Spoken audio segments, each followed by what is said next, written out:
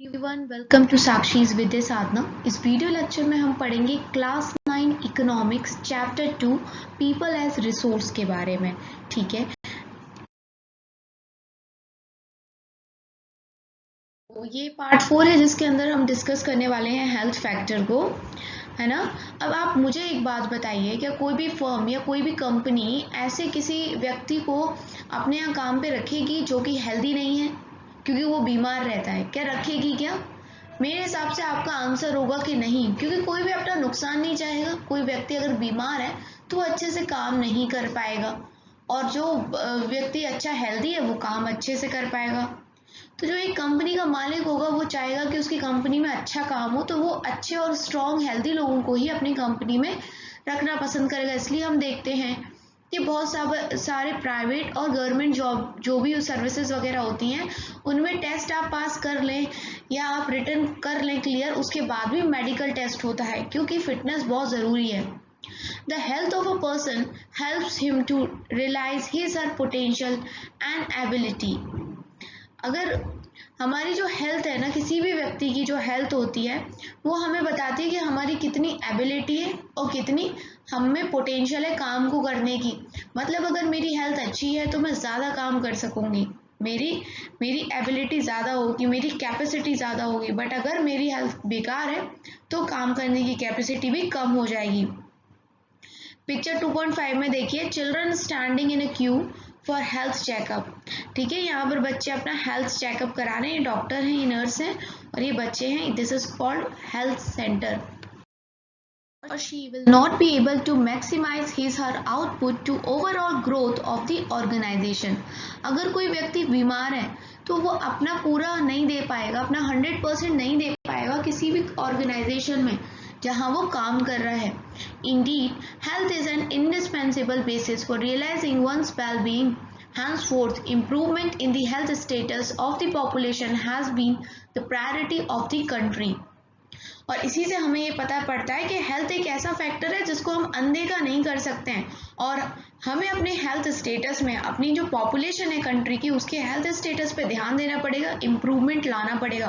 क्योंकि अगर कंट्री की पॉपुलेशन बीमार है ना, अगर उसमें क्षमता नहीं है, काम करने की कैपेसिटी नहीं है, तो फिर हमारा डेवलपमेंट नहीं हो सकता कंट्री का।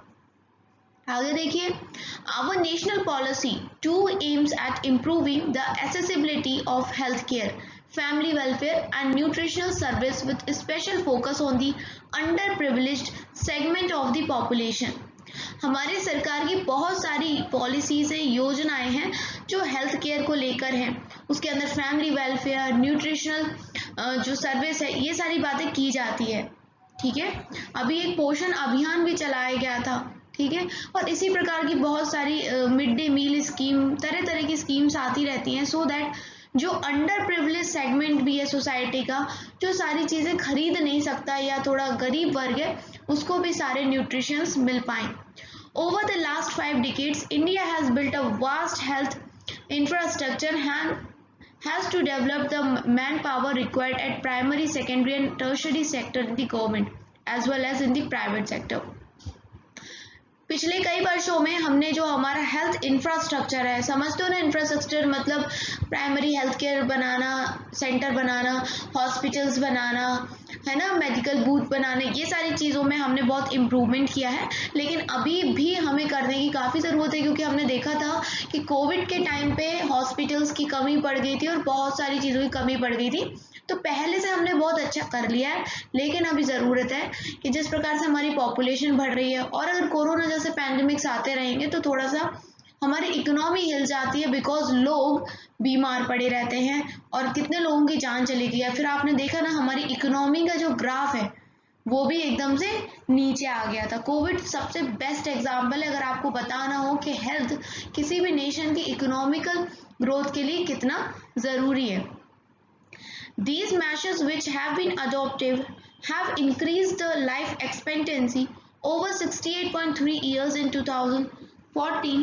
infant mortality rate, इसका मतलब समझते हो कि बच्चा जब छोटा होता है, पैदा होता है छोटा छोटा बच्चा, तभी वो मर जाता है। बहुत सारे बच्चे होते हैं ना, सर्वाइव नहीं कर पाते हैं, तो वो भी कम हो गया है।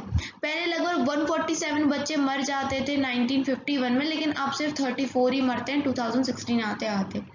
क्यों? क्योंकि हम बहुत सारी वैक्सीन और बहुत सारे टीके वगैरह बच्चों को जो लगते रहते हैं, तो उनसे उनके जीने की जो कैपेसिटी है वो बढ़ जाती है। Crude birth rates have dropped to 20.4 and death rates to 60.4 within the same duration of time. ठीक है, increase in life expectancy and improvement in child care are useful in assessing the future progress of the country. हमें life expectancy बढ़ानी पड़ेगी, लेकिन इसका मतलब क्या है? जीने की क्षमता। आजकल हम देख रहे हैं 40 साल के लोग भी जान से हाथ धो बैठ रहे हैं, 50 साल के। तो एटलीस्ट 80 या 100, मतलब हमें जितनी ज़्यादा लाइफ एक्सपेक्टेंसी बढ़ाएंगे, हमारी कंपनी के भी ग्रोथ में फ़ायदा रहेगा। और चाइल्ड केयर, क्योंकि ये बच्चे ये आगे जाके हमारे देश का भविष्य, तो इनकी हेल्थ अच्छी रखना कंट्री के लिए बहुत ज़रूरी है। Increase in the longevity of life is an indicator of good quality of life marked by self confidence. पहले के टाइम पे क्या होता था? आपने देखा होगा कि पहले के ज़माने के लोग ना काफ़ी लंबा लंबा जीते थे, 100 पार जी जाते थे। क्यों? क्योंकि वो लोग हेल्दी थे, उन्हें कोई बीमारी नहीं होता था। और आज के टाइम पे तो 20 साल, 30 साल, 40, 50, मिनिमम बस 50-60 ही रह गया है, और लोग बिस्तर पकड़ लेते हैं और फिर उनकी डेथ हो जाती है बीमारी के कारण। Reduction in infant mortality rate involves the protection of children from infection, ensuring the nutrition of both mother and child care. बहुत सारी ऐसी पॉलिसी आई है जिनसे हम छोटे बच्चों को टीका करते हैं, जिससे बच्चे ना इन्फेक्शन नहीं होता बच्चों को, और उनकी जो लाइफ एक्सपेक्टेंसी है वो बढ़ जाती है, बच्चे जीते हैं। और न्यूट्रिशन भी देना है, क्योंकि जब बच्चा होता है तो माँ का शरीर भी कमज़ोर हो जाता है, और बच्चा तो छोटा है तो वो कमज़ोर होता है। तो माँ की और बच्चे की दोनों की देखभाल अच्छे से होनी चाहिए। इस पर भी सरकार काफ़ी ध्यान दे रही है। अब मैं आपको एक टेबल दिखाऊंगी और उसके बाद हम ये सारे क्वेश्चंस को डिस्कस करेंगे।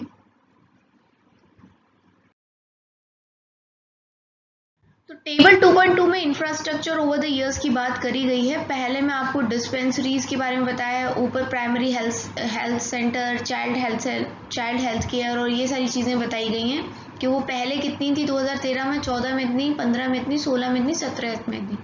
वैसे डिस्पेंसरी एंड हॉस्पिटल्स का बताया हुआ है कि कितने हुए। जो गवर्नमेंट में बेड्स अवेलेबल हैं, अभी हमने देखा था ना कोरोना में बेड्स की कमी आ गई थी, तो उसका बारे में बताया गया है। फिर रजिस्टर्ड डॉक्टर्स का, जिनका रजिस्ट्रेशन हो रखा है मेडिकल काउंसिल के अंदर, उनका बताया गया ये डॉक्टर रजिस्टर्ड है मेडिकल काउंसिल के साथ। फिर जो नर्स होती है, नर्सिंग पर्सनल के अंदर आते हैं, ANM होते हैं, RN and RM होते हैं, और LHV होते हैं। इनकी संख्या इतनी हो गई। तो ये सारा डाटा है पूरा। तो इस डाटा के ऊपर बेस्ड कुछ क्वेश्चन है, लेट्स डिस्कस के अंदर उनको देखते हैं। Study table 2.2 and answer the following questions. So what is the percentage increase in dispensary from 1951 to 2015? I think आप क्लास 9 के बच्चे हैं, परसेंटेज निकालना आपको आता होगा कि यहाँ से यहाँ के बीच का जो अंतर है उसको लीजिए, नीचे डिवाइड करिए एंड इंटू 100 कर दें तो आपको परसेंटेज मिल जाएगा। What is the percentage increase? Same चीज़ आपको इसमें भी करनी है, बट यहाँ पर नर्सिंग पर्सनल का पूछ रहे हैं तो उसका देख लें। Do you think the increase in the number of doctor and nurses is adequate for India? If not why? तो ये पूछ रहे हैं कि जो डॉक्टर्स और नर्सेज की संख्या में जो बढ़ोतरी हुई है, बढ़ाव हुआ है ना, इंक्रीज हुआ है, वो सही है कि नहीं है? तो अब तो आपको आंसर मिल गया कि बिल्कुल सही नहीं है। कोविड के टाइम में हमने देख लिया था कि कितनी कमी पड़ी डॉक्टर्स की, नर्सेज की, बेड्स की, इवन गवर्नमेंट हॉस्पिटल्स के। तो ये आप बता देंगे। What other facilities would you like to provide in a hospital? अगर कोरोना से पहले आप एक क्लास 9 की इकोनॉमिक्स पढ़ रहे होते तो थोड़ा आप ज़्यादा सोचते, बट अब आपके सामने पिक्चर क्लियर है। हमने टीवी में देख लिया है कि क्या क्या हालात आए थे, कितनी प्रॉब्लम हुई थी। यहाँ बोल रहे हैं कि और कौन सी फैसिलिटीज़ होनी चाहिए, तो आप बोल सकते हो कि हमारे पास होना चाहिए ऑक्सीजन, इतना बोल सकते हो। और भी बहुत सारी चीज़ें हैं, जैसे कुछ टैबलेट्स होती हैं वो हमारे पास होनी ही चाहिए, है ना, बेड्स होने चाहिए, ये सारी चीज़ें आप बोल सकते हो। Discuss about the hospital you have visited. आप किसी भी नियर बाय हॉस्पिटल में विजिट करे हो, वहाँ पर आपको कैसी फैसिलिटी मिली है, कैसा आपको फील आया है, अच्छा बुरा, ये आप अपने आंसर में लिख सकते हो। देन उसके बाद क्या है, can you draw a graph using this table? अगर आप ग्राफ बना सकते हो इस टेबल को यूज़ करके, क्योंकि आपने मैथ्स में पढ़ा होगा, आपके सर ने पढ़ाया होगा आपको, ये सर या मैम जो भी पढ़ाती हैं, तो आप क्राफ्ट भी बना सकते हो। So there are many places in India which do not have even these basic facilities.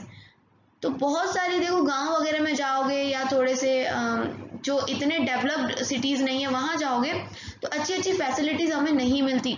इसलिए छोटे छोटे शहरों से जो अगर बीमारी बड़ी हो तो डॉक्टर खुद ही बोल देता है कि भाई हम नहीं कर पाएंगे, आप यहाँ दिखा लो, वहाँ दिखा लो, है ना।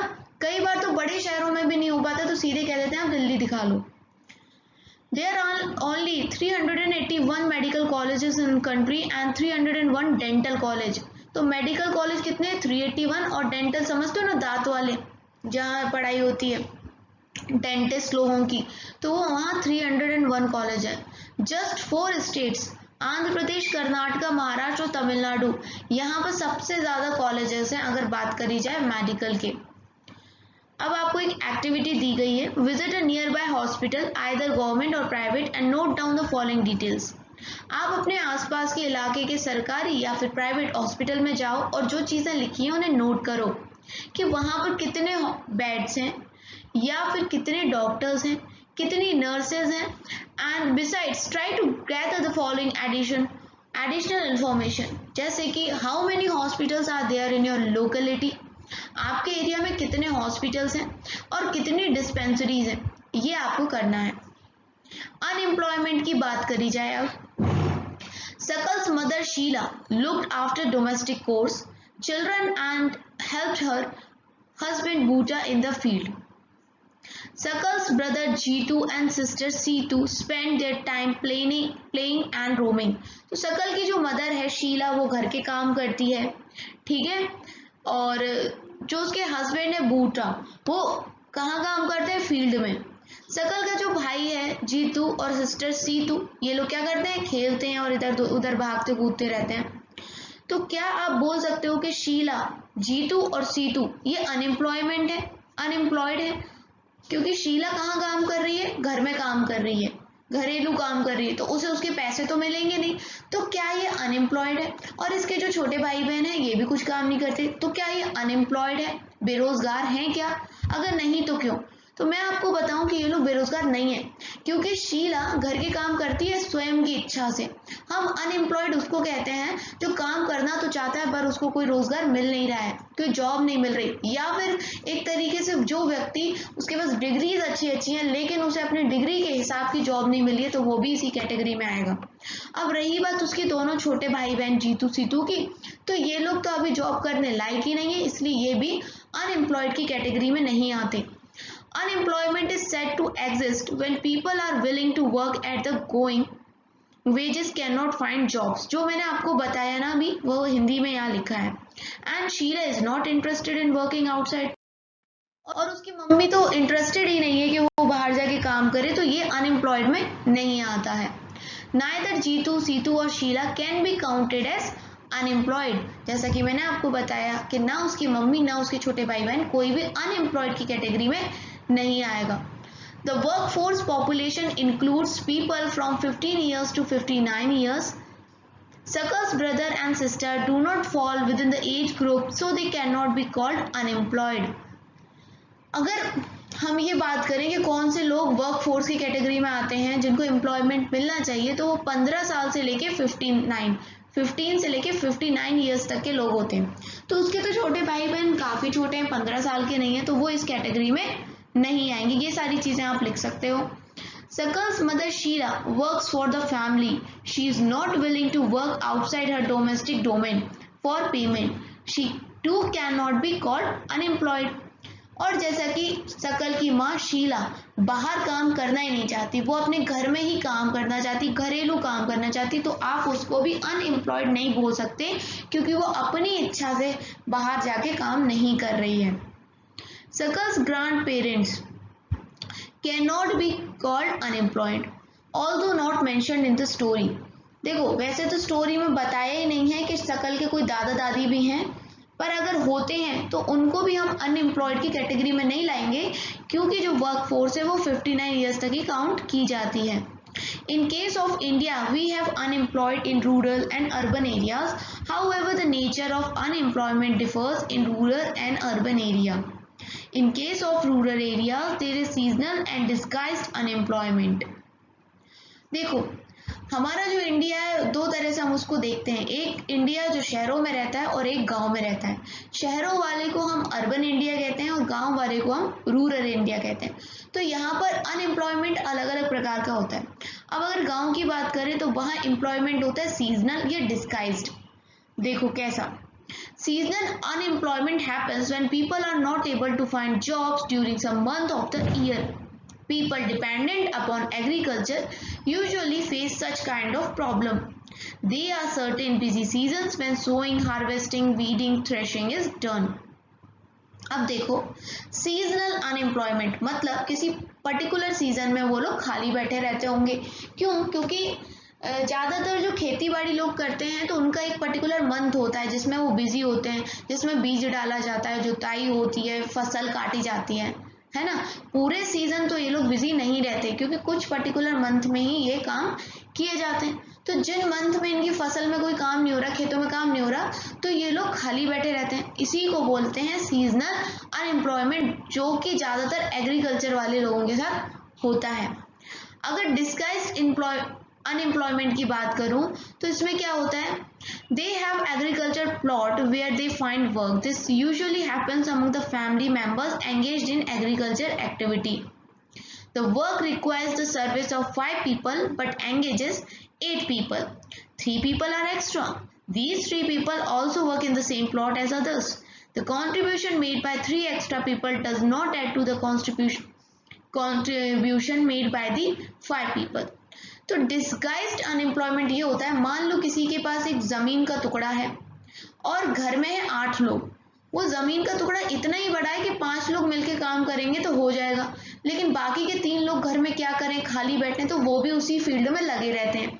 तो अब मेहनत तो 8 कर रहे हैं कुछ ना कुछ, लेकिन फील्ड तो उतना ही बड़ा है ना, तो वो पैसा तो 5 के लायक ही देगा। ऐसा तो नहीं है 8 काम करेंगे तो प्रोडक्टिविटी बढ़ जाएगी, फसल ज़्यादा हो जाएगी, नहीं, ऐसा नहीं है। तो इसी को कहते हैं डिस्गाइज्ड अनएम्प्लॉयमेंट के 5 की जगह पे 8 लोग काम कर रहे हैं। अगर ये 3 लोग कहीं और जाके बाहर काम करते हैं उस फील्ड के अलावा, तो घर में थोड़ा और ज़्यादा पैसा आएगा। ठीक है। In case of urban areas educated unemployment has become a common. अभी हमने रूरल एरिया का देख लिया, अब देखो कि अर्बन एरिया में क्या होता है। With matriculation, graduation and post graduation degrees are not able to find job. Urban areas में ये होता है कि पढ़ लिख तो गए हैं, एजुकेटेड हैं, लेकिन फिर भी बेरोजगार हैं। उन्होंने 10th कर लिया, 12th कर लिया, ग्रेजुएशन कर ली, पोस्ट ग्रेजुएशन कर ली, डिग्री है लेकिन जॉब नहीं है। एक स्टडी ने हमें शो किया है कि जो अनएम्प्लॉयमेंट ग्रेजुएट हैं या पोस्ट ग्रेजुएट लोग हैं वो ज़्यादा बढ़ती जा रही है इन लोगों की संख्या। A paradoxical manpower situation is witnessed as surplus of manpower in certain categories coexist with shortage of manpower in others. There is unemployment among technically qualified person on one hand, while there is dearth of technical skills required for economic growth. देखो कुछ तो ये भी दिक्कत है कि unemployment इसलिए भी हो रहा है क्योंकि लोग डिग्रीज ले रखे हैं लेकिन उनके पास स्किल्स नहीं है, टेक्निकल स्किल्स नहीं है, तो ये सारी चीजें हैं। Unemployment leads to wastage of manpower resource. People who are an asset for the country economy turn into liability. ठीक है। तो अगर बेरोजगारी होती है तो जो लोग कंट्री के लिए एसेट बन सकते थे अब वो कंट्री के लिए एक बोझ की तरह बन जाते हैं। ठीक है। और क्या आती है, फीलिंग ऑफ होपलेसनेस आती है, और तो और इससे लोगों के बीच में क्या आता है, टेंशन्स आते हैं, मेंटल स्ट्रेस आता है। लोगों के पास ज़्यादा पैसा नहीं होता क्योंकि वो एम्प्लॉयड नहीं है, तो वो अपनी फैमिली को सपोर्ट नहीं कर पाते हैं। In availability to educate people who are willing to work to find gainful employment implies a great social waste. ठीक है। अब जो ये लोग हैं काम करना चाहते हैं पर काम कर नहीं पा रहे हैं, तो इससे क्या होता है कि काफ़ी बहुत बड़ा समाज को ना वेस्ट मिलता है, मतलब झटका ही लगता है, समाज के लिए अच्छा नहीं, कंट्री के लिए अच्छा नहीं है। Unemployment tends to increase economic overload. The dependence of the unemployed on the working population increases. अब नौकरी नए लोगों की लग नहीं रही है तो पुराने वाले लोगों पे ही डिपेंड रहते हैं। इससे क्या होता है, एक वर्कलोड बढ़ जाता है।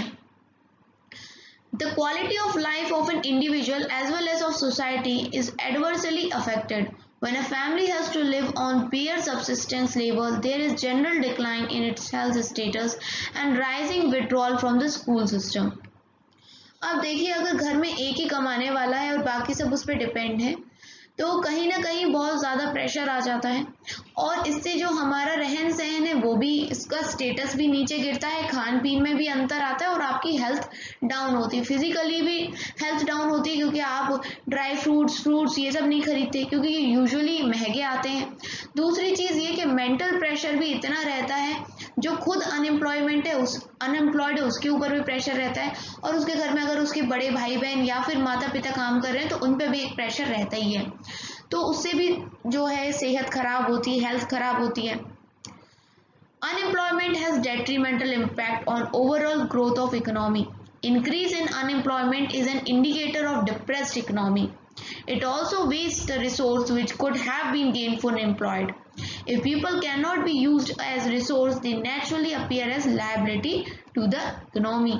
तो हम इस चैप्टर में इतना ही पढ़ पा रहे हैं और इतना हमने समझ लिया कि अगर अनएम्प्लॉयमेंट है तो इससे हमारी इकोनॉमी की ग्रोथ पे बहुत बुरा असर पड़ता है, हमारी इकोनॉमी डिप्रेस्ड इकोनॉमी बनती है, और अगर जो लोग हैं हमारी इकोनॉमी को कुछ दे नहीं पा रहे, एसेट की तरह काम नहीं कर पा रहे, तो वो कंपनी पे लायबिलिटी बन जाते हैं, एक बोझ बन जाते हैं। ठीक है, अगर हम इंडिया की बात करें तो अनएम्प्लॉयमेंट रेट यहाँ पर लो लिखा है, लेकिन अभी अगर आप मौजूदा हालात देखोगे तो काफ़ी ज़्यादा बेरोज़गारी चरम सीमा पे पहुँच गई, बहुत ज़्यादा बेरोज़गारी है, और ज़्यादातर लोगों की जो इनकम है वो लो इनकम कैटेगरी में आती है, प्रोडक्टिविटी भी बहुत कम ही रहती है।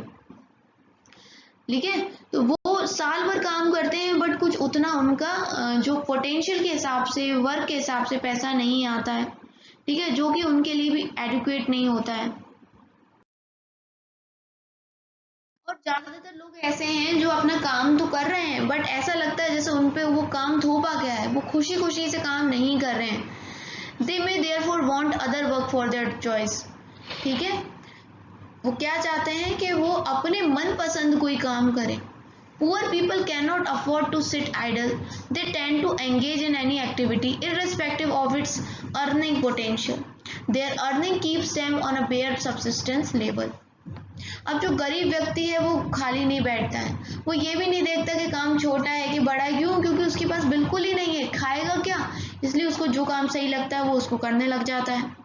फिगर 2.6 में देखिए पिक्चर में, can you remember how much did you pay when you ask him to mend your shoes और स्लीपर्स? कभी जब आप अपने कॉबलर के पास गए हो जूते वगैरह सिलवाने, तो सोचा है कितने पैसे देते हो? 10, 15, 20? सोचो उससे क्या होता होगा। Moreover, the employed structure is categorized by self-employment in the primary sector. अगर हम लोग एम्प्लॉयमेंट स्ट्रक्चर की बात करी जाए तो इसको सेल्फ एम्प्लॉयमेंट भी तरह से कैटेगराइज किया गया है प्राइमरी सेक्टर के अंदर। ठीक है, जो पूरी एक फैमिली है खेतों में काम कर रही है, भले सबकी ज़रूरत नहीं है, तो ये हमने पढ़ा था कि एक तरीके से डिस्गाइज्ड अनएम्प्लॉयमेंट था एग्रीकल्चर सेक्टर के अंदर। But entire family shares what has been produce. This concept of sharing of work in the field and the produce reduce the hardship of unemployment in the rural sector. लेकिन अगर 5 लोगों का काम 8 लोग करेंगे तो जो प्रेशर था, वर्कलोड था, वो तो कम हो जाएगा, तो इस शेयरिंग से रिड्यूस हो जाती है हार्डशिप अनएम्प्लॉयमेंट की रूरल सेक्टर में। बट इससे गरीबी नहीं हटती है, ठीक है, इससे जो घर की प्रॉब्लम्स हैं वो भी नहीं हटती हैं, और इसीलिए जो ग्रेजुअली जो लेबर है वो कहाँ जाता है, माइग्रेट करता है ताकि उसको दूसरी जॉब्स भी मिल जाएं। अभी कोविड के टाइम में हमने ये भी देखा था कितने सारे माइग्रेट वर्कर छोड़ छोड़ के दूसरी जगह से अपने गांव आ रहे हैं। अभी लोग गए क्यों थे अपना गांव छोड़ के? जॉब की, काम की तलाश में। Let us discuss about the employment scenario in three sectors mentioned earlier. अब हम थोड़ा सा देखेंगे कि एम्प्लॉयमेंट का क्या सीन है तीन सेक्टर्स के बीच में। सबसे पहले देखो एग्रीकल्चर, जिसमें सबसे ज़्यादा लेबर लगती है ना, मेहनत का काम है। अगर हम अभी रिसेंट ईयर्स की बात करें तो इसमें थोड़ा सा डिक्लाइन आया है अपने एग्रीकल्चर में। क्यों? क्योंकि यहाँ पे डिस्गाइज्ड एम्प्लॉयमेंट हो रहा है। Discussed earlier, some of the surplus labor in agriculture has moved to secondary और टर्शरी सेक्टर। ज़्यादातर जो प्राइम, देखो मैं पहले बताती हूँ, जो इकोनॉमी है उसमें हमने तीन सेक्टर बना रखे हैं, प्राइमरी, सेकेंडरी और टर्शरी। एग्रीकल्चर प्राइमरी सेक्टर में आता है, ठीक है। सेकेंडरी सेक्टर में आती है हमारी इंडस्ट्रीज और फैक्ट्रीज, और टर्शरी सेक्टर में आते हैं सर्विस वाली चीज़ें, जैसे हॉस्पिटल आपको सर्विस देता है, आप किसी होटल में जाओगे तो वहाँ के लोग आपको सर्विस देंगे, रेस्टोरेंट में खाना खाने जाओगे तो आपको सर्विस देंगे, है ना, सिनेमा हॉल में मूवी देखने जाओगे तो आपको सर्विस प्रोवाइड करेंगे, है ना। ये सारी चीज़ें सर्विस सेक्टर में आते हैं। तो आजकल क्या देखने मिल रहा है कि लोग एग्रीकल्चर फील्ड को छोड़ के सेकेंडरी और टर्शरी सेक्टर्स में आ रहे हैं। In the secondary sector, small scale manufacturing is the most labor absorbing. जैसे कि रबड़ बन रही है, कहीं पर कॉपी बन रही है, पेपर की फैक्ट्री खोल ली है, ढक्कन बनाने की फैक्ट्री खोल ली है, तो ये सब सेकेंडरी सेक्टर में आता है और उसमें भी लेबर लगते हैं, ठीक है। और जो टर्शरी सेक्टर है, एकदम नया, जो एक न्यू सर्विसेज आ गई हैं इसमें, बायोटेक्नोलॉजी, इंफॉर्मेशन टेक्नोलॉजी और बहुत सारी। So let us read a story to know how people could become an asset for the economy of village. अब हम एक छोटी कहानी और पढ़ रहे हैं जिसमें हमें ये पता पड़ेगा कि जो गांव के लोग हैं कैसे बोझ ना बन के एक एसेट बनते हैं इकोनॉमी के लिए। There was a village inhabited by several families. Each family produced enough to feed its member. Each family met its need by the member making their own clothes and teaching their own children. एक गांव है जहाँ पर हर family जो है वो काम करती है, इतना प्रोड्यूस कर लेती है कि उसके घर का खाना चल जाता है, और तो और वो कपड़े भी बनाते हैं और अपने बच्चे को भी पढ़ाते हैं। One of the family decide to send one of its son to an agriculture college. The boy got his admission in the nearby college of agriculture. अब एक फैमिली ने क्या किया कि अपने बेटे को एग्रीकल्चर कॉलेज में पढ़ाया, ठीक है। तो कुछ समय बाद उसका बच्चा एग्रो इंजीनियर बन गया और अपने गांव लौट के आया। तो उसके पास बहुत सारी नॉलेज आ गई एग्रीकल्चर को लेके, ठीक है, क्रिएटिव हो गया वो। तो इससे क्या था कि गेहूं की जो खेती है वो दोगुनी हो गई, बढ़ गई, तो अच्छा प्रॉफिट आने लग गया, और ये सारी चीज़ें उन्होंने दूसरों से भी बांटे, शेयर करी। तो बाकी गांव वालों ने भी यही किया, है ना, और इससे उनका फ्यूचर और उनके बच्चों का फ्यूचर काफ़ी अच्छा हो गया। इवन उन्होंने अपनी पंचायत से रिक्वेस्ट किया कि हमारे यहाँ एक स्कूल खोल दो, तो हम अपने बच्चों को स्कूल भेजा करेंगे, ठीक है। और पंचायत ने भी सरकार की मदद से वहाँ एक स्कूल खोल दिया। टीचर्स आ गए आसपास के गाँव से, आसपास के कस्बों से, और फिर क्या हुआ, चिल्ड्रंस ने अपने बच्चों को भेजना स्टार्ट कर दिया। और कुछ टाइम बाद उन्होंने अपनी लड़कियों को उन्होंने किस चीज़ में ट्रेनिंग दी बेटा? टेलरिंग के काम में। तो उन्होंने क्लोथ्स को स्टिच करना स्टार्ट कर दिया, ठीक है। अब क्या हो गया कि सारे जो गांव के लोग हैं वो भी ये चाह रहे हैं कि हमें भी स्टिच्ड वाले कपड़े मिल जाए टेलर्स से। तो एक नई जॉब क्रिएट हो गई टेलर की, ठीक है। ये भी एक पॉजिटिव इफेक्ट कर रही है फैमिली पे। The time of the farmers in going far for buying clothes was saved. अब पहले क्या होता था कि जो फार्मर्स होते थे वो दूर दराज के शहरों में जाते थे कपड़े खरीदने के लिए, तो पैसा भी लगता था, टाइम भी खराब होता था। अब वो अपने गांव में ही से खरीद लेते हैं, है ना, और इससे वो ज़्यादा टाइम अपने खेतों में बिता पाते हैं, तो उनकी जो उपज है वो अच्छी हो जाती है। अब लोगों की लाइफ थोड़ी आसान और अच्छी हो रही है। Now they could sell what they produced to others who came to their village market. अब क्या है कि पहले सिर्फ वो उतना ही कर पाते थे जितना वो अपना पेट भरते थे। अब उन्होंने अपनी जो वीट की प्रोडक्शन है वो बढ़ा ली है, तो अब दूसरे गांव के लोग भी आ रहे हैं खरीदने के लिए, ठीक है। अब धीरे धीरे क्या हो गया कि इस गांव में इतनी तरक्की हो गई कि क्या हो गया, formally had no job opportunities in beginning. मतलब पहले स्टार्टिंग में जिस गांव के अंदर कोई भी जॉब की अपॉर्चुनिटी नहीं थी, कोई अवसर नहीं था, ठीक है, जैसे टीचर, टेलर या एग्रो इंजीनियर, तो अब आगे चल के हमने देखा कि कैसे इसमें सारे टीचर भी आ रहा है, टेलर भी हो गया, एग्रो इंजीनियर हो गया। धीरे धीरे ये जो नॉर्मल सा एक गांव था अब वो एक मॉडर्न इकोनॉमिक एक्टिविटीज़ के साथ जुड़ गया और काफ़ी तरक्की कर ली। ऐसे ही छोटे से गांव की, छोटे से शहर की, और धीरे धीरे अगर इस तरह की तरक्की हुई तो ये गांव शहर में कन्वर्ट हो जाएगा। और इसी तरीके से जब और भी जगह ये चीज़ें होंगी, सेम चीज़ें, तो हमारी कंट्री की ओवरऑल ग्रोथ होगी। तो आप आज समझ गए होंगे इस चैप्टर के अंदर, पीपल एज रिसोर्स के अंदर, कि किस प्रकार से पीपल एक रिसोर्स का काम करते हैं और सच में लोग रिसोर्स हैं। बस प्रॉब्लम ये है कि हमें बोझ नहीं बनना, हमें एक एसेट बनना है अपनी फैमिली के लिए भी, अपनी सोसाइटी के लिए, अपनी कम्युनिटी के लिए, अपनी कंट्री के लिए। ठीक है, तो आप भी अच्छे से पढ़ो और पढ़ाई में सिर्फ नंबर मत लेके आओ रट के, आप अपने स्किल्स को डेवलप करो, क्योंकि आज के टाइम पे बेरोजगारी बहुत है और वो इसीलिए है कि लोगों के पास डिग्री है लेकिन स्किल्स नहीं है, टैलेंट नहीं है। सो आप अपनी स्किल्स को बढ़ाओ, जो भी सब्जेक्ट आपको पसंद है उसमें महारत हासिल करो। ठीक है, wish you all the best for your future. मिलेंगे नेक्स्ट वीडियो में। थैंक्स फॉर वॉचिंग साक्षीज विदे साधना।